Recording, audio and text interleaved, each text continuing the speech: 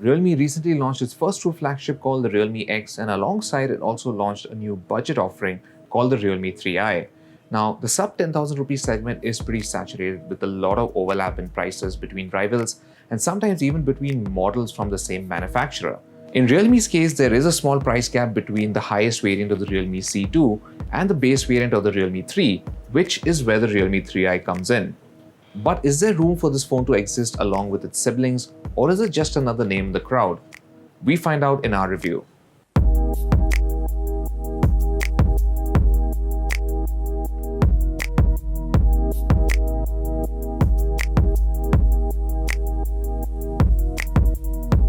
Now before we go ahead, don't forget to subscribe and hit that bell icon so you're the first to be notified when we have a new video.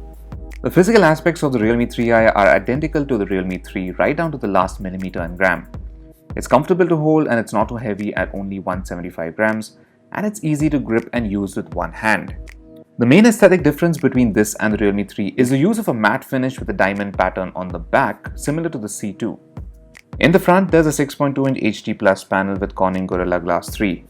The phone also has a dewdrop notch, which makes it look relatively modern. The display has good brightness, colors are punchy, and viewing angles are quite good too. The power and volume buttons have a clicky response and are ergonomically placed. There's a triple slot tray on the left which can accommodate two 4G nano SIMs and a micro SD card all at once. The fingerprint sensor is also easy to reach and it works well. There's also face recognition, which, just like previous Realme phones, works insanely quickly. The Realme 3i has a MediaTek Helio P60 SoC in place of a Helio P70 that powers the Realme 3. This isn't a huge downgrade, as the P60 is still a very capable octa-core chip with good CPU and GPU performance for its class. The two variants include one with 3GB of RAM and 32GB of storage, while the other has 4GB of RAM and 64GB of storage, which is the one we have. The software is fairly up to date, just like on the Realme X. The 3i runs on ColorOS 6, which is based on Android 9 Pie. The app drawer is now enabled by default, but you can switch back to the single layered look if you prefer that. There are also a whole bunch of preloaded apps, but at least all the third-party ones can be uninstalled. You also get the usual shortcuts and gestures, including a smart sidebar which can hold shortcuts to apps and can be accessed by swiping in from the edge of the display. The 4GB RAM version that we used for several days fared pretty well with regular day-to-day use. Getting around Android's menus was painless, and the phone didn't heat up at all when we weren't stressing the CPU or the GPU. In games, it did get a little warm, but not to the extent that would make you sit up and take notice. Now, when it comes to gaming, the Realme 3i is no slouch. Sure, you'll have to play with reduced graphics quality settings for higher-end titles such as PUBG Mobile, which means there's some visible aliasing around edges of objects, but at least gameplay doesn't suffer too much.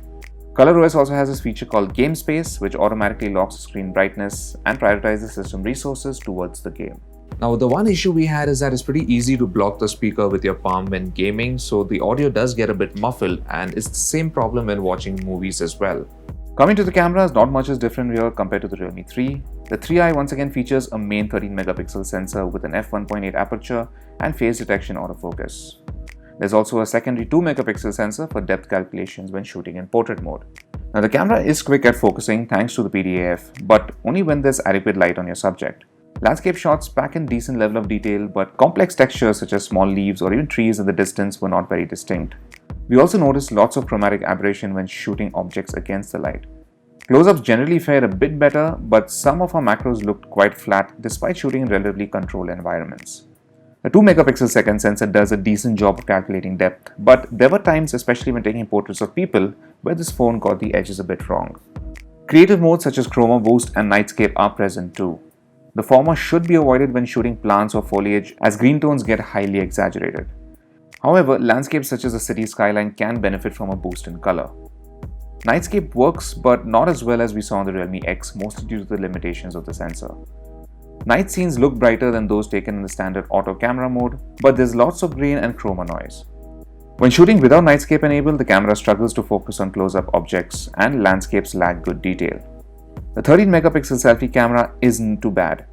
If you're patient and the light is good, you can manage to get some pretty usable shots. There's portrait mode here too, but the blur effect is too aggressive and looks quite artificial. There's also no way to adjust it. The Realme 3i can shoot up to 1080p video, but there's no stabilization here. In fact, video isn't even stabilized at 720p, which is a little disappointing. Image quality is also average, but focusing speed isn't too bad, at least under good light. Now this phone has a 4230 mAh battery which lasted for almost 17 hours in our HD video loop test, which is very good.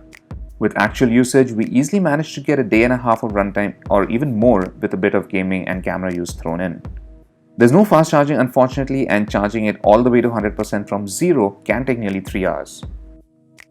The sole purpose of the Realme 3i existing is to plug that price gap between the Realme C2 and the Realme 3.